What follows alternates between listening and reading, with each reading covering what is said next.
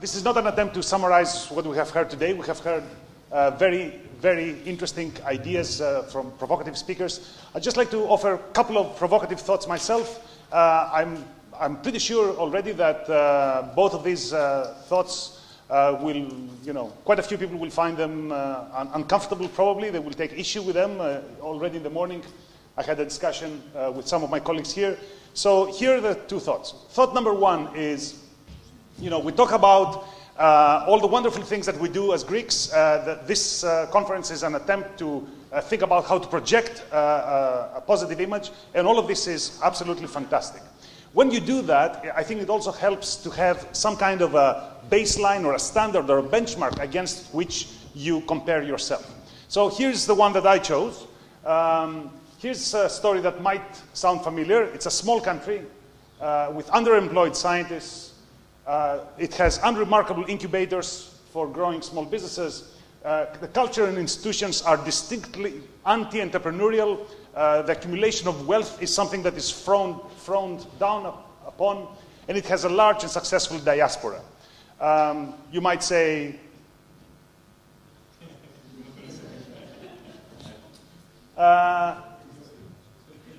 of course it is not Greece.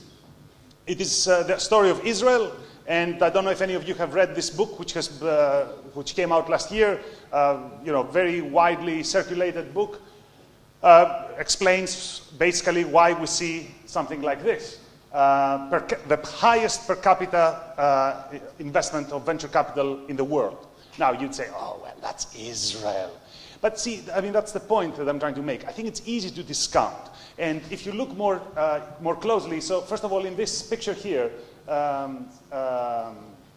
probably Greece comes around the level of Austria and Belgium in terms of per capita investment. So if you look at the story of Israel, you see something amazing at today. More than 160 NASDAQ IPOs. In the 1990s, you see a number of serial entrepreneurs. One had 29 companies under his belt started. You see 68 NASDAQ IPOs by 1997. You see a government initiative that is trying to support that. If you go further back in the 1980s, maybe that's where it started, you see top-tier VC investment funds coming into Israel. If you go further back, you will see the kind of R&D center that Professor Makios spoke about by Intel. And that's when the first NASDAQ IPO happens. But maybe you go further back than that, and you see the Israelis putting a lot of effort on R&D because of the French embargo on weapons.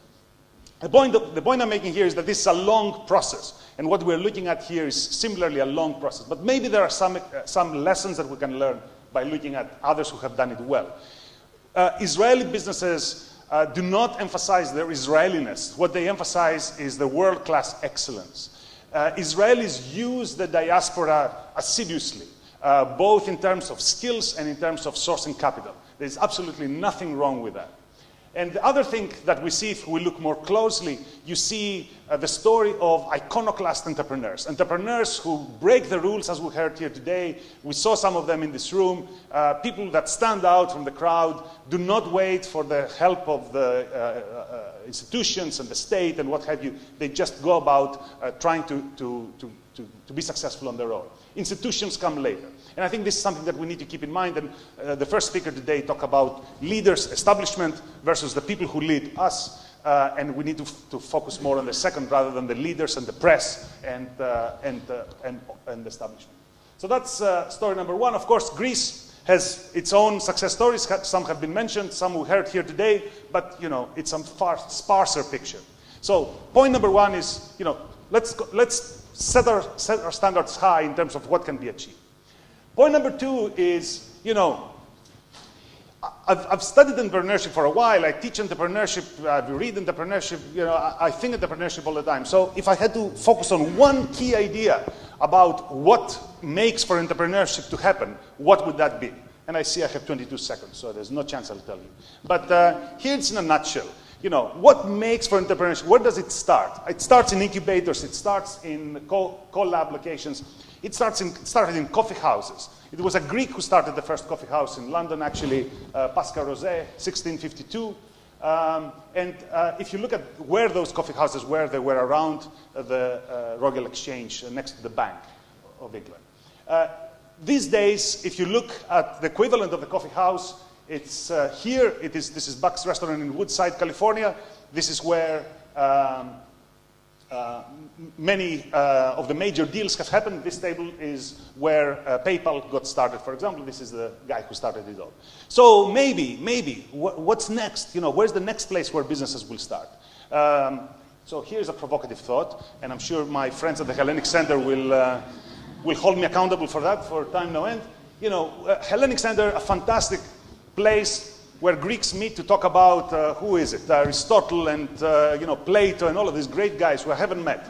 But, you know, maybe we need to move onwards a little bit and think about, you know, breaking the mold, opening up ourselves a bit, bringing the coffee shop equivalent and the challenge of ideas in a place like this and bringing the two together. So I'll leave you with that. Thank you very much.